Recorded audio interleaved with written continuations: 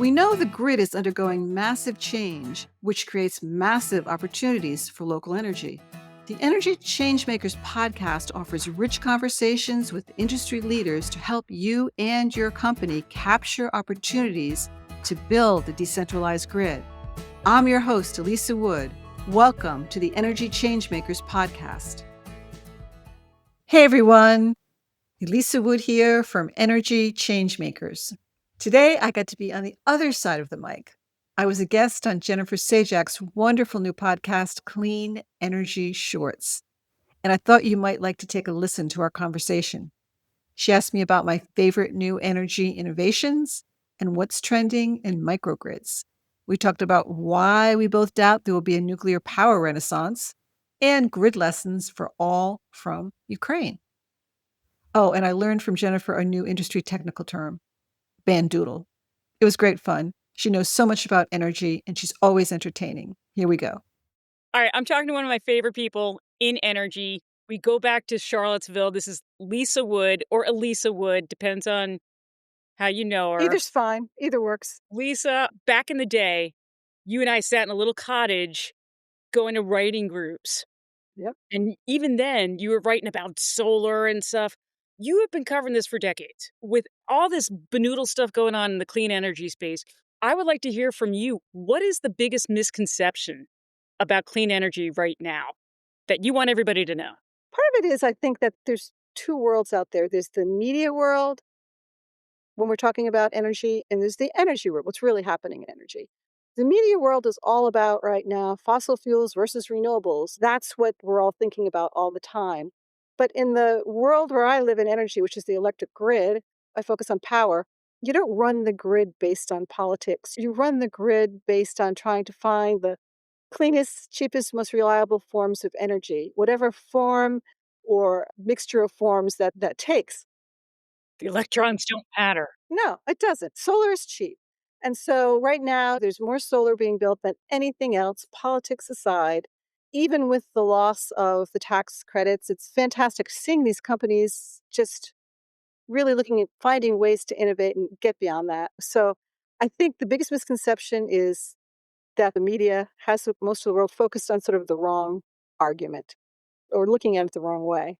All right, so I have my sources. Some utilities are getting political too, even like internal. I'm hearing that being a journalist and even as a PR person, for years we're taught be neutral, don't take sides. When you'd write an internal article, you wouldn't mention the president's name in the White House. That's changing. So I get that you're like, hey, it shouldn't be political. All electrons are the same when you're going through the wires. But it is getting political. And it feels like clean energy. It's like, oh, you're a snowflake, girl. I love it. Yeah. No, it's definitely out there. There's no doubt. Now, I've seen like some big companies suddenly decide to take the term sustainability out of their corporate reports. Things like that are going on. But again, I think a lot of that is more window dressing than reality. No doubt we're going to see some solar projects, some wind projects run into trouble because of what's a good word to use? I'll be mild. The dislike coming from the federal government right now of renewables, which is just silly. There's going to be short-term pain. We're seeing it. I mean, Revolution Wind, the offshore wind project off the coast of New England, 90% built, and then Trump administration comes in and shuts it down based on national security. You know, if you've ever followed an offshore wind project, like I've covered these things from the time they're proposed to years later when they finally get like their environmental approvals, they go through massive, massive, massive scrutiny. If there was any kind of security issue for revolutionary wind, we would have known it a long time ago. It's clearly just, I hate to say it, probably a shakedown, but something's going on there. Up. Anyway. I don't know. Yeah. Shake up, shake down. Something's going on there. Yes. There's going to be, I don't mean to sugarcoat what's going on here. Yeah, there will be companies that will be hurt. There's going to be short-term pain. But I guess my point is that politics is not going to win here because we need power. The power demand is growing right now, which is really unusual. This hasn't happened in decades. And we need to build power. We need to build it fast. So there's this incredible market push right now. And again, I think what I love so much about writing about this industry is that These are amazing times. I've seen this throughout the history of the industry. These are the times when the innovators kick in. I'm talking to people and they're coming up with these amazing things. What's something you're like, oh my gosh, this is brilliant? Okay, there's a couple of things I love. One is big, one's small. So, one is I've got a podcast actually coming up on the Energy Changemakers podcast this week. Two of the big giants, Eaton and Siemens, got together to create this new microgrid product. Basically, what they realized is that nobody's getting anything built right now. It's really hard to get things built. It's hard to get through permitting. It's hard to get interconnection. So these data centers are out there. They need power desperately, and they can't get it. So they're doing weird things like signing these nuclear contracts and reviving coal plants, just weird things. They're trying to save them from the weirdness. And so what they've done is created this kind of microgrid that can be built in sections, but large sections, like 250 megawatts a piece. So these are big microgrids. Some people are calling them like mega microgrids Mega or microgrid. on-premise stuff. Yeah, all these different terms are coming up now, but they're big. And the idea is that you can connect to the grid or not connect to the grid if you want to run this thing. So you can get it done quickly. You can get your power installed quickly. So speed to power is one of the big terms you hear all the time now. So this is Yes. this really cool. Two big companies, competitors in a lot of ways, got together and figured this out, and they're doing it together. That's So awesome. that's one that got me. And then totally on the other end, I love there's a company that is doing something called driveway solar. Have you heard of that? Dry wave solar. Driveway, like Oh, car, driveway where you park driveway. your car. Yeah, it's so cool. It's a family, mother, husband, and daughter. The daughter runs the company.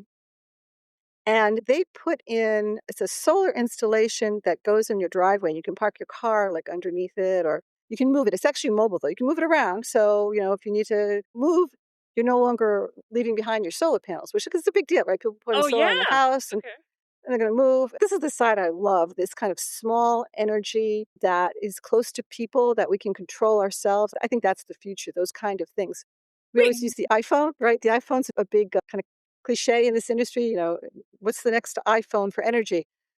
But I feel like it's a really good analogy because whenever you see technology start to get smaller and powerful and more versatile, we move in that direction. We move towards that technology. And that's the kind of thing that's happening in energy. These smaller, more flexible, more local, more controlled by the consumer is the direction we're going in. So I'm excited about that too. yeah, and you're ahead of the curve with getting excited about microgrids. You're writing about microgrid knowledge. You were like the educator, the great educator, Oh, thank all you. of us, because no one knew what a microgrid was until, well, I mean, some people did, right? But now my kid knows what a micro. They're like, yeah, we need microgrids for the data centers. And I'm like, how did you know that? How did this happen? Like, how did they go from like all the cool kids are using it? Is it data centers that finally pushed it over?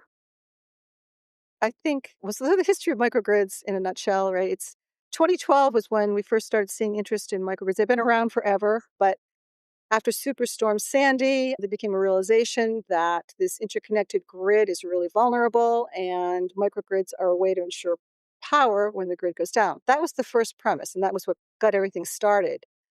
But again, the innovators came in and they started looking at the microgrid and saying, we can do more with this than just backup power. This is a pretty interesting item here.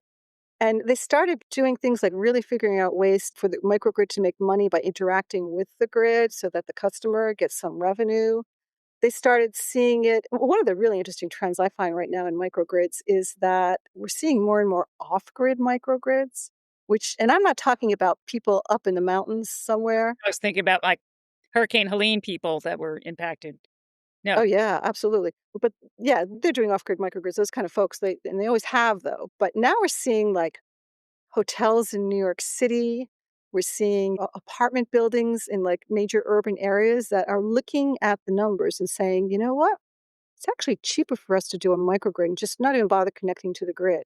Or in California, there's vineyards that are saying we need a microgrid, but it's going to take us forever to get this thing interconnected to the grid. So we'll just go off grid. Then if someday we can get the interconnection, great. If not, we'll just stay off grid. I mean, I think that's the dream because there's not a lot of love for utilities. All right, so a hotel wants a microgrid. It's not like who you're going to call Microgrid Depot. Wouldn't that be Can't great? go to Home Depot and pick one up. You and me, baby. I do get those questions like, I want to do a microgrid and such. Can you help me? No, I don't do that. I'm a journalist. But yeah, no, there's a lot of microgrid companies out there. That's another fascinating thing about the microgrid industry and how it evolved is that when we were first doing it, there was like, I remember getting a phone call from one of the big energy technology companies. It was really funny, actually. And I'd written an article about microgrids. I think I wrote it for Utility Dive, actually. I think it was even before microgrid knowledge. And he said to me, "Oh, I read your article. I just want to know, do you really believe that's true? Like these microgrids, you know?" I said, "Yeah, I think it's pretty cool." And he said, "Okay, because so do I, but I got to convince my boss. Will you talk to my boss?" Anyway, they came in as one of the early microgrid developers. And, there was Schneider and SNC and who else? Siemens, Ameresco. They all started coming, the bigger companies. So that's a sign of health, right? When the big companies come in and start doing it. But also a lot of smaller companies came in and actually have grown a little bit bigger over the years. So I guess my point is that there's a whole lot of options out there if you do want to build a microgrid. There's a whole bunch of companies from big to small that do them. So you can't just go buy it at Home Depot, but you can find somebody who can do it for you. If you're a commercial industrial or you're a community or something, home, that's still pretty tough. There are some people doing home microgrids, but that's a tough market. What one of the factors besides the fact that there weren't a whole lot of big Siemens of the world doing it, right, was also the cost. So, how do Mhm. you get those prices down? A lot of microgrids use solar and batteries, so the prices have come down with the solar and batteries. Also, the controllers, which is the brain of the microgrid, that software has gotten better and better over the years. That's not a real expensive part of the microgrid, but it's the part that can determine how expensive it is to run the microgrid or how much money the revenue the microgrid can bring in. So all of that technology has gotten better over the years. And the other thing is that, and this is really important, the companies have come up with business models to make it cheaper. And this is always the case, right, in Right. energy. Remember solar? Solar was a great idea. This was way back. But it's way, way too expensive. And then Shiger Shah and other people came up with the idea of a payment over time, energy as a service kind of solar as a service kind of thing, where you don't put any money down and somebody puts it on your roof and you just pay a monthly bill for your energy. So the same thing with microgrids. There's microgrid as a service out there. So the business models are out there to make it work so it's affordable too. Now we've got supply chain issues. Oh my gosh, yeah. Talk to me about that. Is that gonna Yeah. how much of a wrench is that, or are you already seeing that throw into the whole process? I mean, Not a am I lot, seeing it no, honestly. not a lot of slowdown? No, not for the because again, microgrids are smaller. Where I'm really hearing, we might start seeing some problems with batteries, but so far hearing a lot of problems are more like the big generators for natural gas plants are like this. I don't know, what is it, 7 years or something? I don't know Oh, what it well, is it's now, the already number. long. It's It was long. like 2 years, and now it's like, wait until your kid Yeah, grows yeah. up. Like, you have to wait a long time to get the right equipment. And the other thing is the microgrid does not hook up to the transmission grid. It hooks up to the distribution grid, and the interconnection delays are mostly on the transmission grid. So the microgrids are avoiding those kind of problems that are delaying. But we're in a weird time now. I mean, do you understand the tariffs? I can't keep up with it. So, that craziness is hurting everybody because business has to know what to expect. They can't plan. Strange times for sure. Alright, so you've surprised me. I thought, like, everyone would be like, "Oi, the tariffs," but that's not slowing stuff down. So we all know it's the bureaucracy, it's the red tape getting things connected for the data centers onto the T&D lines. What is the biggest challenge right now? How's the investment looking? Are the investors, are they frightened, or are they like, "Let's go"? I'm not hearing anything about the investors being frightened, not about microgrids. Investors are pretty excited right now, again, because it's interesting. We're at this weird place, right? Because on the one hand, we've got the tariffs and the discontinuation of the solar and wind tax incentives, the EV tax incentives, because they're also often part of microgrids now. We've got those all like pulling microgrids and distributed energy back. But then we've got the data centers and this new demand for power that are pulling them forward. And I think the force that's pulling them forward is much stronger than the force that's holding them back. For one, The force think is strong with them. the force, think about that, that's right. The force is strong with microgrids. No, this industry, especially solar, has been through this before, right? They've seen tax incentives come and go. They know that it's temporary disruption, but then you figure out the business model and you move on. So yeah, so I think that force pulling it forward is stronger, and that's what the investors are seeing. And I'm not hearing anybody saying early on in microgrids that was what we heard all the time. The investors don't understand what we're doing. We can't get investment money. That's been gone for a long time. Not an issue. Yeah, Alright, so yeah. they're behind, they get the solar. You mentioned earlier nuclear. We've been hearing about SMRs, small modular reactors. I love nuclear because it's a steady base load.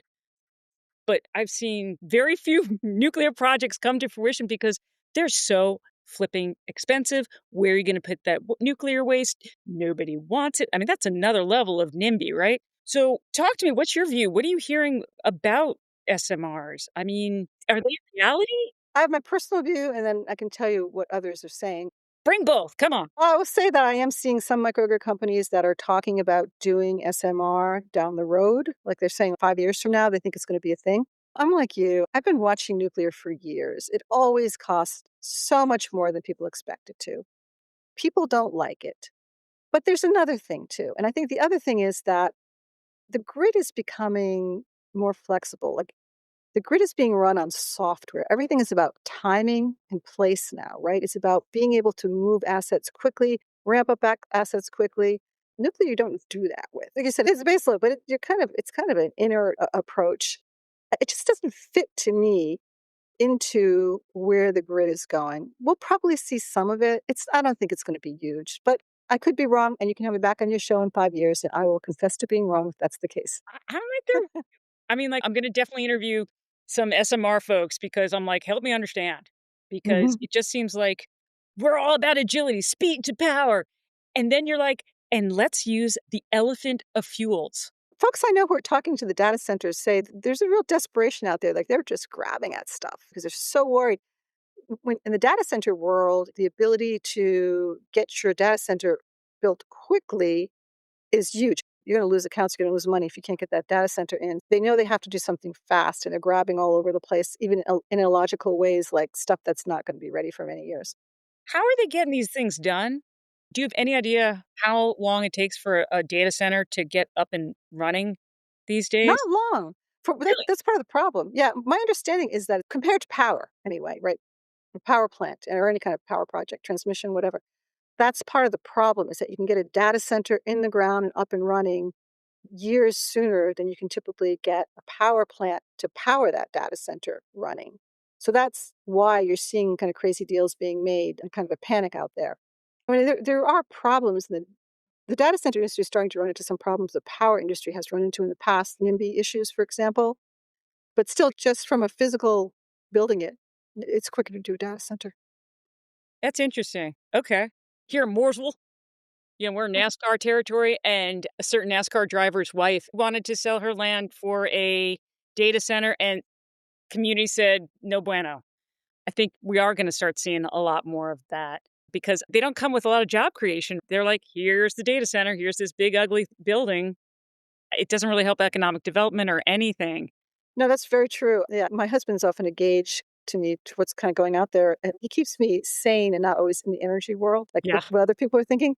And he came into the room the other day and he said, "Hey, do you know anything about data centers? They're talking about building one here. I don't think that's a good idea." And I said, "Oh, okay. This really is happening everywhere now, isn't it?" Oh, it's coming to Charlottesville, huh? Where? He said it was somewhere around Pantops. I'm not sure exactly where. I think There's a it's room on Pantops. you got me. You got me. I have no idea we Everything's built the on data center. Pantops. Come on Yeah. now.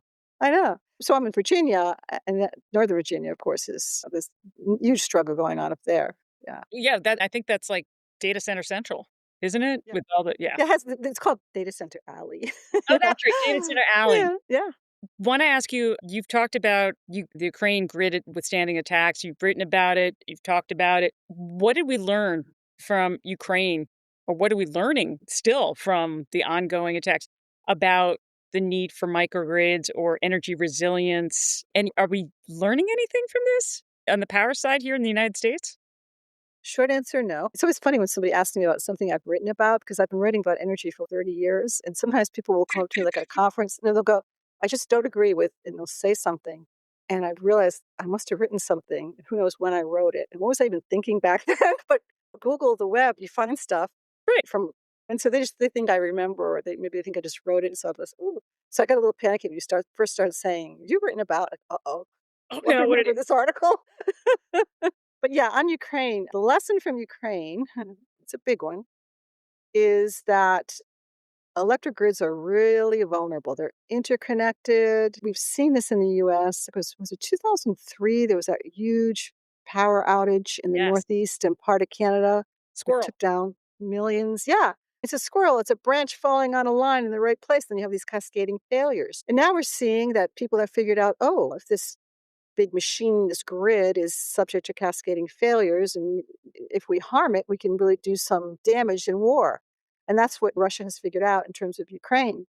So they've done a lot of damage to that grid. There are some great organizations out there that are bringing microgrids and distributed energy into Ukraine, trying to keep the power going, to band-aid up this system until it can actually be repaired. Are you going to mention one of our favorites, Footprint Project?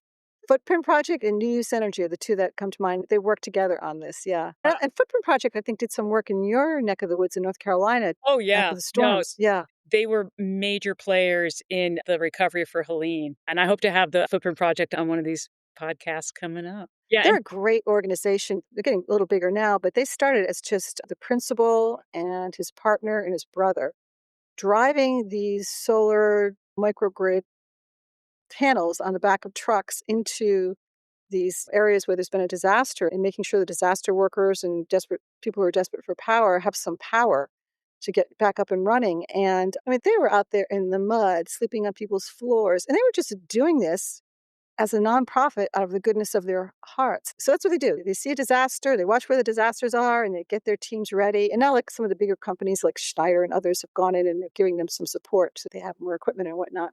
But yeah, very cool organization. A lot of respect for them. And one thing in watching their work, it always raised the question for me, if these three people with no money basically can go in and help some community center get a first aid center going during a disaster, why can't the utilities do that? I mean, it's like, yeah, they tried. I know Dominion and Duke did some stuff with Footprint Project.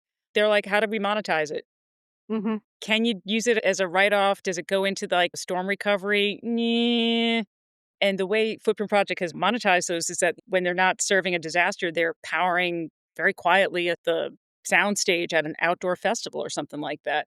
And it's mostly goodwill. You could brand it, those things, but Yeah, a couple years ago, they weren't cheap. Now, maybe to your point, the parts and labor are really cheap. Maybe now is the time that businesses could hop on that.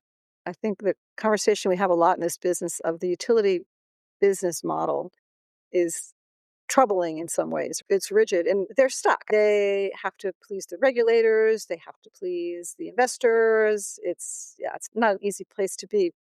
But it's a shame that all of that gets in the way sometimes of obvious simple solutions to things. All right, we're not going to focus on the bad. We're gonna end strong. And Lisa, I heard you talking about you're excited about like portable solar for your driveway and some big projects.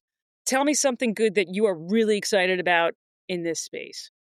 That's a lot I'm excited about. Let me see. And it could Let be me about think your about it. energy change makers because that's pretty new, right? Yeah, I'll tell you a little bit about energy Plug it. Changemakers. Yeah, okay, thank you. Yeah, so I had started, about what, 10, 12, 14 years ago, microgrid knowledge with my partners, and we sold that 2 years ago to Endeavor Business Media.